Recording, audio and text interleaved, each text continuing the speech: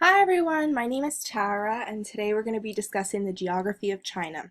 So since I am not able to be there in person with you guys and meet you face to face, I thought I would make a video about myself so you could get to know me and see me. Hi everyone, we haven't met before, so I thought I would take this opportunity to introduce myself. My name is Tara. I am a student at Rampo College, and I am studying to be a teacher. In my free time, I like to go for walks, I like to spend time with my friends and family, and I also like to volunteer at a cat shelter. Cats are my favorite animal, and I do have a cat. I couldn't get her to come out, so I have a picture for you. This is her. Her name is Carney. So today, as I mentioned before, we're going to be learning about the geography of China, and I hope you're excited as I am. It's going to be a lot of fun, and I hope you enjoy the lesson. So now that you know a little bit about myself, let's get started with learning about the geography of China. So, to introduce the topic, I have a question for you all. And my question I'm posing to you is, how long do you think the flight from New Jersey to China is? So if your teacher could call on one or two of you guys to make a guess, that would be great.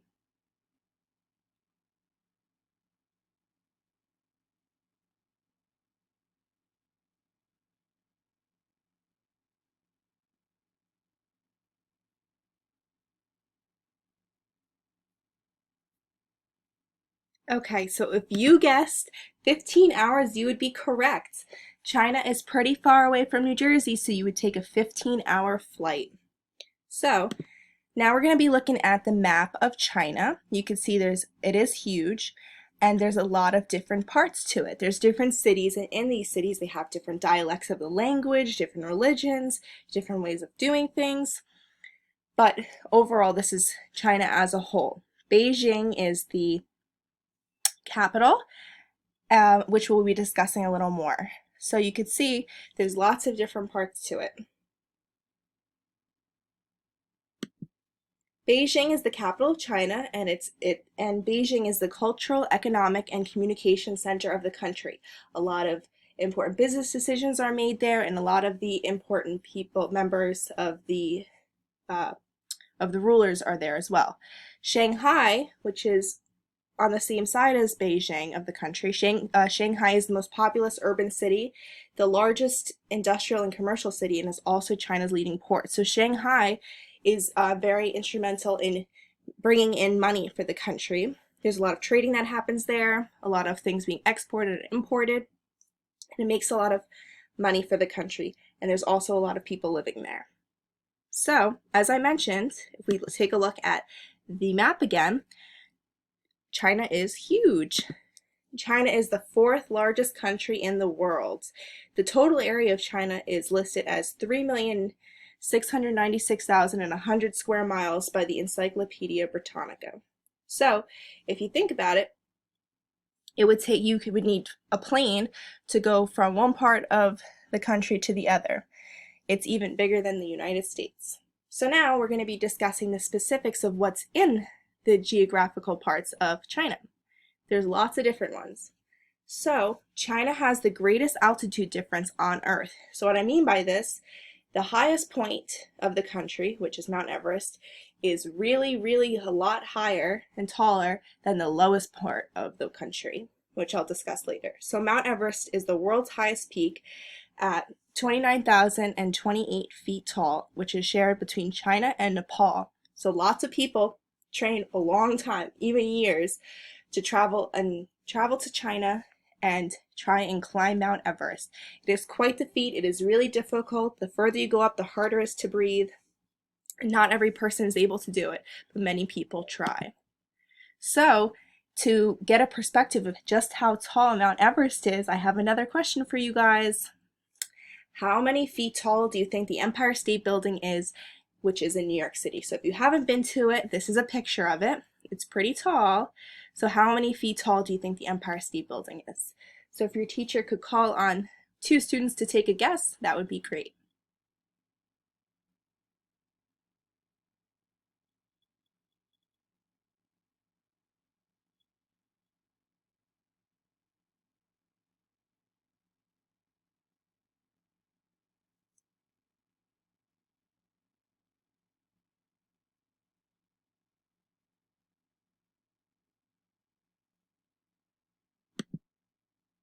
The Empire State Building is 1,250 feet tall, which means you would have to stack 23 Empire State Buildings on top of each other for it to be just as tall as Mount Everest, which is crazy to think about because of how tall the Empire State Building is when you stand next to it.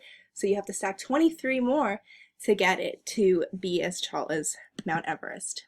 So now that we talked about the highest point of the country, we will be talking about the lowest point in China, which is Tranquil Iding Lake in the Turpan Depression, which is 154 meters below sea level, and which means it is the third lowest area on dry land. So what this means is that there is a certain level in which it's called sea level. So anything below that is considered below sea level, which in this case is very low, 154 meters. So as you can see from this picture, there's water, there's still dirt, there's dry lands, there things grow, but it's just really below sea level. So since, if I refer back to this map, since there's so many different parts of China, their weather varies greatly between different places. So, for example, it can be very cold. Generally, most parts of China get cold, but in particular, the winters are very long, snowy, and freezing in northeast China. So there's one place called Harbin, which is also called Ice City. Harbin freezes for 4 months out of the year. The average low in January is negative 13 degrees Fahrenheit. So to think about this further, when we step outside in January and February and we're freezing, it's possible it could be maybe -1, but for the most part it'll be in the low 20s. So to be negative 13 degrees is really, really cold. But the people that live in Harbin make the most of it, and as you can see from this picture, they make nice sculptures and they color code them, and they make it so that there's something to enjoy about the really cold weather. It's really beautiful based on the pictures. So although there is really cold places, there's also really hot places. So there's a lot of different tropical places within China, but one in particular, it borders Laos and Myanmar, and it has tropical rainforest hotels, and in particular, Hainan is a tropical island which is as big as a small country, but it has a lot of tropical beaches. There's elephants there, there's a lot of tropical animals, people go on vacation spots here, there's a lot of resorts, and people like to vacation here because it's just so beautiful. As you can see from this picture, the water's clear, lots of people take boats out, and you can even see some hotels. So now we have a quick activity. If one student can come to the board and point towards where they think China is. So if your teacher could call on the student to come up, and if the student can't figure it out, then the class can help. Feel free to pause the video.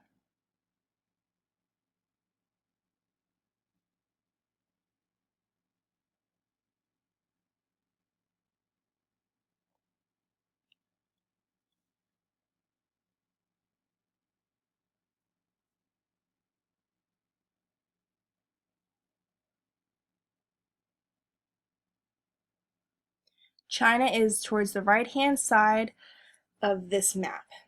It's towards the right and towards the top. So now to talk about the population of China. China is the world's most populous country with a population of 1.4 billion people, which is data from 2019. Just to think about that in perspective, the United States is pretty big too, but the United States only has a population of 326 million. So China is very huge, which kind of makes sense if you think about how many different parts of China there are and how many people live in all those sections that add up to 1.4 billion. So now there's the longest river within the single country of China. It's known as that. Its reputation is that it's the longest single country river, and it's called Yangtze, and it is the third longest river in the world at 3,915 miles long. So you can take cruise ships on it, and you can see from this picture it's very beautiful. And what's important to recognize about this is that off this giant river are a lot of other rivers that go through the country as well. While there's lots of rivers, there's a desert. The famous one is the Gobi, which is the world's largest desert, a third largest desert, excuse me, which was once separated through Asia by, once separated Central Asia from China. Deserts cover nearly a fifth of China, and they have dunes that stretch hundreds of miles. So while there's lots of waters, mountains, forests, resorts, there's also deserts. So sometimes when we think about China, we don't think about that, but there are deserts there. So just to wrap up this portion of the geography of China, China is very diverse in terms of their nature, sights to see, and things to do. Well, there's mountains, there's lakes, there's rivers, there's it's cold, it's hot. It's a very, very diverse place. So now here's a Kahoot. So the link is going to be in the caption section of this video. If your teacher will press it and then pause the video, but please return after because there is another activity after the Kahoot.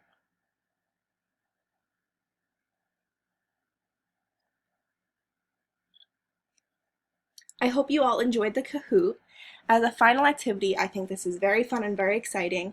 If you have printer paper, notebook paper, or colored paper, you are going to create an advertisement that you may see in a magazine about why someone should visit China. So you're going to use one fact that you learned today to try and convince them why they should visit. Don't forget to use colors and a nice picture if you'd like. So, I'm going to give you an example. I'm going to play a video of myself showing you my example, and then I'm going to give you some ideas.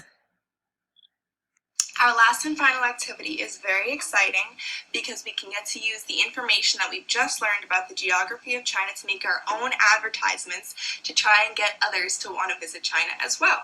So, as I mentioned before, you're going to need any kind of piece of paper you have available. And if you have colored pencils, markers, crayons, highlighters, anything you have. If not, you can just do it in pencil as well. But what you're going to want to do is think of one of the facts that you've learned, whether that be about the deserts, Mount Everest, anything. You're going to want to use that fact to try and make it into a fun way, think of a fun way to advertise it so that other people will want to come and visit China. So I thought a good way for me to advertise was to think about the population of China. So since it's so huge, I thought that was exciting. So I made this advertisement. So I thought it would be nice if you guys had an example to look at. It says, want to meet new people and make new friends? Visit China, where there's 1.4 billion people to meet. And I put a little airplane, I colored the words, so that if someone saw this in the magazine, they might think, oh my gosh, there's 1.4 billion people in China, maybe I'll meet my new best friend there. So that was my example. So now what you're going to do is get the materials you need and try and create your own advertisement. So now that you've seen my example, here are some suggestions of things that you can choose from. These are all the topics that we've discussed so far in relation to the geography of China. So your teacher can pause it on this part so that everyone can look at this, get their supplies together, and begin creating their own advertisements.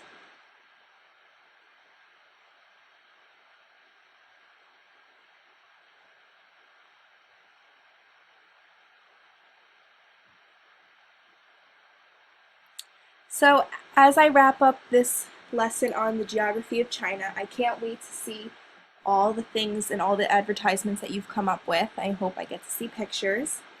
And to conclude, I think it's important that although we learned about the geography of China today, there's geography all around us. So if you'd be interested in learning more about geography and implementing your own ideas about geography around us, you can take a walk with a family member or friend around the neighborhood or a local park or trail. And remember what you see and come home and write it about in your journal, because there's a lot of places that you can explore around us and look up online and learn more about. So thank you so much for giving me this opportunity.